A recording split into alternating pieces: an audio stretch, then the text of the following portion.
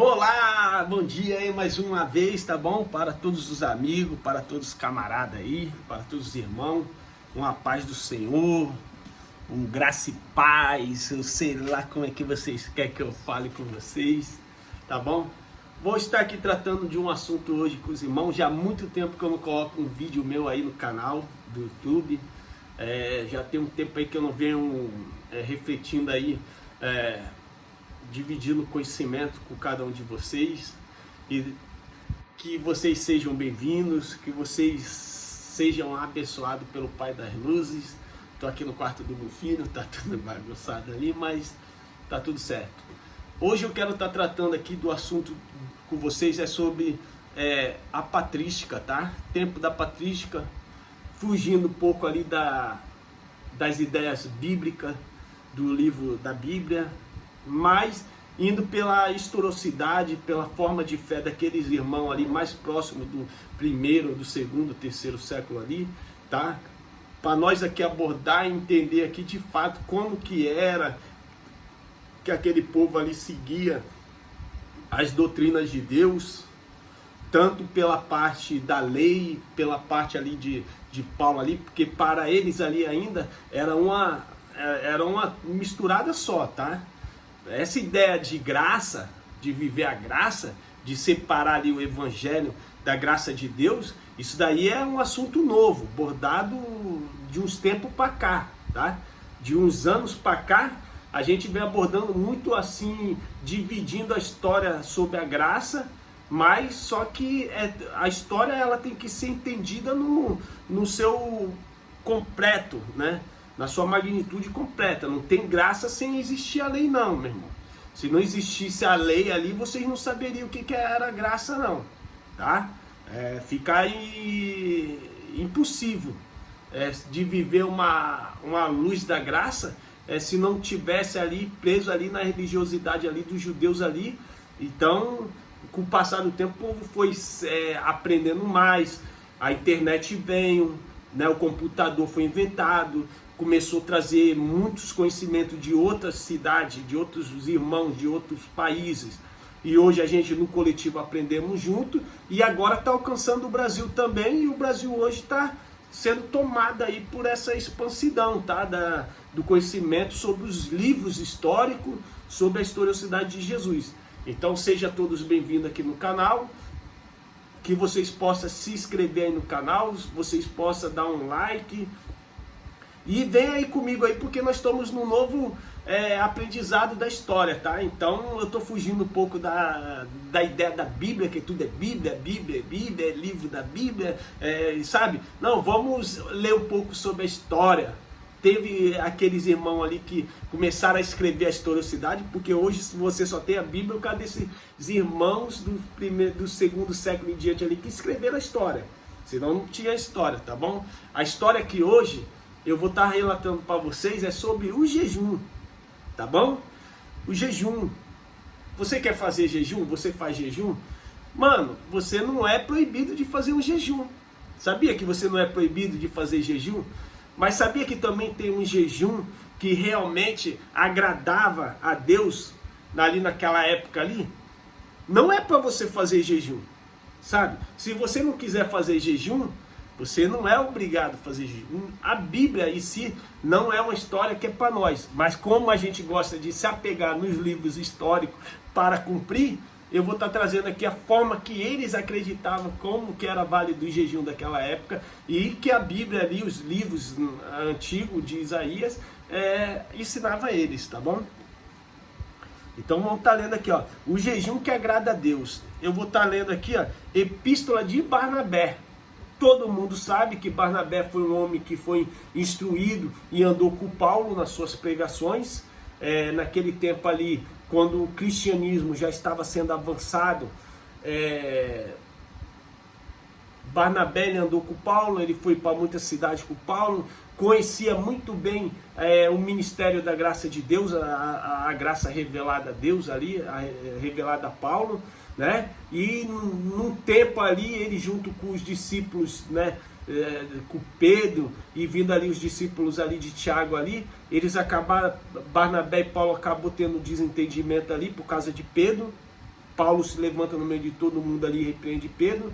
E ali acaba até causando um conflito entre Barnabé e Paulo, na qual eles se separam ali. A gente tem essa história contada no livro de Atos, tá bom? Então, a gente sabe que Barnabé também foi um grande homem. Na Bíblia dos protestantes não tem, mas a historicidade ela nos traz e nós vamos estar lendo aqui. Nós vamos estar se apegando um pouquinho em todos os conhecimentos da história, tá? Ó, o jejum que agrada a Deus tornou a dizer-lhes a respeito dessas coisas. Por que jejuais a mim como neste dia? Diz o Senhor, para que a vossa voz seja ouvida com um clamor? Não escolhi este jejum, diz o Senhor, para o homem humilhar a sua alma, nem ainda que dobre o seu pescoço como um anel e ponha sobre vós saco e cinza. Ou chamarás de jejum aceitável? Para nós, ele diz, eis que este jejum, este é o jejum que escolhi, diz o Senhor, não que o homem humilhe a sua alma, mas que afrouxe todo tipo de iniquidade, desfaça os laços dos acordos severos, restaure a liberdade dos que estão feridos, despedace todos os compromissos injustos, alimente o faminto com o teu pão, vista-o nu quando ouvires, traga os sem-tetos para a tua casa, não despreze o humilde se o contemplares, e não negligencie os membros de sua própria família. Então romperá a tua alvorada, e rapidamente a tua cura brotará, e a justiça sairá diante de ti, e a glória de Deus te envolverá. E então chamarás, e Deus te ouvirá. Enquanto tu ainda falas, ele dirás, eis que estou contigo.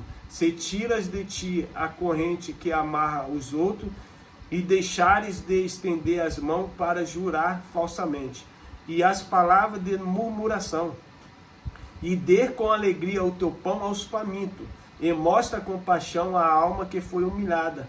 Para esse fim, portanto, irmão, ele, o longânimo, prevendo como o povo que ele preparou, acreditará com simplicidade em seu amado, pois ele nos revelou todas essas coisas de antemão, para que não nos precipitássemos como aceitadores precipitados de suas leis. Que interessante, né? Como isso aqui é diferente do que se prega dentro das igrejas hoje, não é? É um aprendizado novo, ou é um aprendizado que já está lá desde o 2º século em diante? Só que as igrejas hoje, eu acho que eles não captou a mensagem de Isaías. Eu acho que é Isaías 68 que fala sobre esse jejum. Deixa eu ver se tem alguma referência. Eu acho que é Isaías capítulo 58, tá? Aqui tem uma referência aqui, talvez seja disso mesmo. Meus irmãos, o jejum que agrada a Deus não é um jejum que você faz de de abstinência à comida, de abstinência sabe, essas loucuras que se tem dentro das religiões, tá? Não é isso. O jejum que agradava a Deus era que se você tinha a ordem do seu irmão, para você fazer um jejum que agradava a Deus, você tinha que ir lá pedir perdão para o seu irmão, se desculpar perante ele. Se você tinha um escravo, uma pessoa detida, você tinha que libertar ele, sabe? Se você visse um faminto na rua, aquele alimento que você deixou de comer, era para você ir lá e fazer tudo que você comia, tá? Tudo que você comia ali e tal, de igual ali, que você, eu vou comer arroz, feijão, carne, vou comer essa polenta, vou comer essa salada aqui, tudo isso você tinha que proporcionar para aquele faminto. Porque já que você não estava se alimentando dessa carne, usasse do jejum para alimentar aquele que necessitasse. Então o jejum que agrada a Deus é você deixar de comer essa comida gostosa que você come hoje, que não é para você fazer jejum, mas vamos dizer que você faça jejum e quer fazer o jejum correto. Sabe essa comida gostosa que você faz e deixa de comer? Pega essa comida e dá para o faminto. Deus ia se agradar muito com isso. Sabe quando você faz o jejum, aí tem aquela pregação dentro da igreja? Na hora que eu fiz o jejum, parece que o diabo, ele sabe que eu estou fazendo o jejum. O diabo, ele é terrível. Aí vem a mulher lá e fala, marido, eu fiz um grande pudim gostoso. Aí o danado chega lá, eu tô em jejum, não posso comer. Mas guarda aí que quando eu terminar o jejum, eu vou comer esse pudim aí daquele jeito. Sabe? Não, o jejum...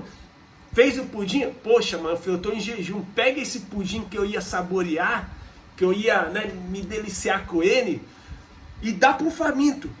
Vê um faminto lá na rua, lá que tá passando lá, que tem necessidade de comer, e dá para ele. Isso é um jejum mesmo. Jejum é deixar de comer para dar ao necessitado. Jejum que agrada a Deus é você ver o teu irmão com frio, nu lá na rua, e você pegar uma roupa ali, uma vestimenta ali, e vestir o seu irmão, sabe? Isso é um jejum, te deixa em paz com Deus, te deixa feliz, te deixa alegre, você fez coisa boa, você agradou realmente a tua alegria, você agradou aquele prazer de ajudar o próximo, você agradou a Deus, sabe? É por isso que eu não vou mais nas igrejas, porque as igrejas nunca ensinaram nada, cara. Só com todo respeito aos irmãos ainda que continuam dentro das religiões. Não ensinaram nada. Não ensinaram a verdade, sabe? A gente hoje aprendemos através dos livros a ser uma pessoa generosa, uma pessoa mais humilde, uma pessoa mais bacana, uma pessoa mais gentil. A gente se depara com a nossa carnalidade querendo deixar a gente de cumprir tudo isso, cara. Sabe quando alguém baixa lá no vidro do teu carro e pede uma ajuda e às vezes você, cara, você não tem um dinheiro ali e tal, às vezes você tem, não dá, endurece o coração, sabe? Você está quebrando um grande jejum, sabe? Isso aí seria um jejum, cara. Não, eu tô aqui agora, eu vou entrar no jejum agora, vou ajudar esse irmão. Puf, era para ser assim. Sabe? A gente vê a história, cara.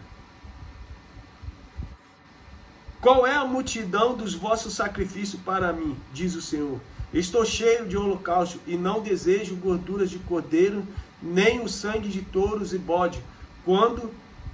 eu estou lendo errado aqui, meu irmão. Pera aí, aqui é um outro cumprimento disso também, mas não é outra coisa, tá? Aqui é a do sacrifício lá que não agradava mais a Deus. Entendeu? Para nós ele diz... Eis que este é o jejum que escolhi, diz o Senhor. Não que o homem humilhe-se a sua alma, mas que afrouxe todo tipo de iniquidade, despaça os laços dos acordos severos, restaure a liberdade dos que estão feridos, despedace todos os compromissos injustos, alimente os famintos. Cara. Tudo que é injusto, tu deixar de fazer. Ajudar quem está de fato precisando seria um grande jejum. Você libertar pessoas que precisam da liberdade é um grande jejum. Porque naquela época eles tinham muito escravo, né, meu irmão? Já pensou um homem, ele escravizar outro homem e o cara ficar ali, ó, aguentar aquilo ali calado, sabe? É complicado. A gente está vivendo o melhor tempo e a gente não sabe dar valor, cara. Pensa que se você fosse um escravo, pensa que todo dia você tinha que colocar a mão no batente, na roça, sabe, trabalhar ali e tal, e você vê aquela família ficando próspera, e você não tem nada, cara. Você não tem nada, você é só um escravo. Só trabalha mesmo. Se ele quiser te dar comida para comer, para você continuar sendo produtivo para ele, ia ser bom ainda. Agora, se ele não quiser te dar nada, você ainda ia trabalhar até a morte, com fome. E aí? Sabe? A gente vê a história não está aqui de graça.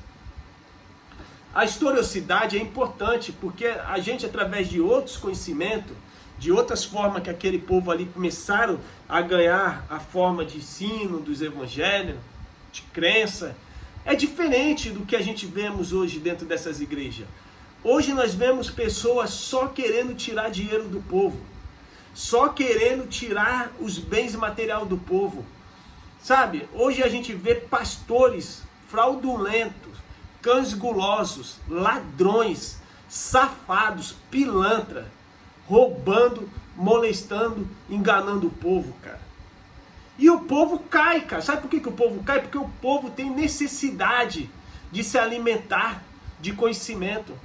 O povo, ele é, como se diz, faminto da verdade de Deus. E pelo povo não parar e aprender sozinho, aprender, sabe, sobre a historicidade, aprender sobre a fé que eles praticam, eles vão caindo na papagaiada dos ladrão, sabe? Pastores corruptos, pilantras, safados, ladrões, que pega o dinheiro do povo, no final do ano vai curtir com a sua família os melhores hotéis da cidade, vão curtir as melhores férias, e conta aquele povo ali, cara, não tem mais nem o que comer dentro de casa, cara. E é esse povo que está sustentando a ganância desses cães gulosos. Não vamos menosprezar todo mundo, tá? Eu entendo que tem muitas igrejinhas, e igrejinhas pequenininhas, com 5, 10, 15 membros ali, que esses daí talvez estão querendo entrar em um aprendizado profundo, na qual eles pensam que estão fazendo de fato algo que agrada a Deus, tá bom? Não vamos menosprezar todo mundo, mas só que grandes lugares você vê o tamanho da ganância daquele líder. Grandes lugares você vê a ganância de eles arrancar o dinheiro do povo. É brincadeira, né, meu irmão? Eu não faço parte mais de nenhuma religião, mas eu também nunca parei de estudar sobre a fé. Eu também nunca parei de estudar sobre a historicidade, como nasceu, como foi, será que existiu, não existiu. Eu estou nessa. Um agnóstico indo atrás daquilo que eu não tenho certeza. Um agnóstico querendo saber realmente os acontecimentos mais perfeitos da história. E eu sou feliz comigo mesmo. Eu sou feliz comigo mesmo porque eu vivo a liberdade de acreditar nesse Cristo, de acreditar nessa generosidade, de acreditar nessa bondade, nesse amor supremo, esse amor que é eterno. Embora a Bíblia não tenha nada para mim, né, a não ser eu me alimentar da história, da historicidade, porque Deus, ele não quer nada de mim, ele não requer nada. Só que quando eu leio a história, eu sei que eu posso ser uma pessoa generosa e ajudar muitas pessoas. Eu sei que eu posso refrear a minha carne, a maldade que está em mim, a ponto de ser uma pessoa boa, uma pessoa mais para frente, uma pessoa mais cautelosa. Então a historicidade serve para isso. Mas o poder de Deus, ele é perpétuo. Ele é para a eternidade. O poder de Deus, ele está manifesto sobre todos. Então eu acredito dessa forma. Eu creio que o poder de Deus, ele é especial na vida de cada um de nós. E ele não requer nada de mim, de você. Você é salvo no seu espírito e condenado na sua carne. Porque carne não vai para o céu. O reino do céu não entra carne nem sangue. Não tem participação de carne e sangue. Então um dia essa carne vai tombar e ela vai ser enterrada, voltará ao pó. E teu espírito, pelas consumações do século e que Cristo fez no madeiro, esse espírito retorna para casa, saudável, perfeito, justo, aperfeiçoado em Cristo. É assim que eu penso hoje. Então está aqui, ó, verdadeiro jejum que agrada a Deus, sabe? Então chamarás e Deus te ouvirás, enquanto tu ainda falas. Ele dirá: eis que estou contigo. Se tiras de ti a corrente que amarra os outros, e deixar eles de estender as mãos para jurar falsamente, e as palavras de murmuração, e dê com alegria o teu pão aos famintos, e mostra compaixão à alma que foi humilhada. Sabe? Tem que ser assim, ó. Esse é o jejum que todo mundo pode até fazer. Mas não que você necessite para agradar a Deus. Deus não precisa mais nada de você. Ele já é feliz pelo que o Filho fez no seu lugar. Deus já é feliz pelo que Ele proporcionou para Ele mesmo, se apresentando em carne e sangue, perdoando e sarando as feridas da humanidade, sarando as feridas dos homens que estavam feridos no espiritual. E pelas suas chagas fomos sarados. Sarado aonde? Na carne? Não, a gente vê que a carne é uma carne porcalhona, uma carne cheia de debilidade, uma carne cheia de doença, uma carne que fica velha, uma carne que vai ficando se estragando, a sua visão já vai perdendo aquela visão que tinha poderosa, a sua fala já não é mais a mesma, o seu nariz já não cheira com a perfeição que cheirava antes, o seu ouvido já está ficando fraquinho. Então a gente vê que nunca foi na carne, mas sim em um espiritual.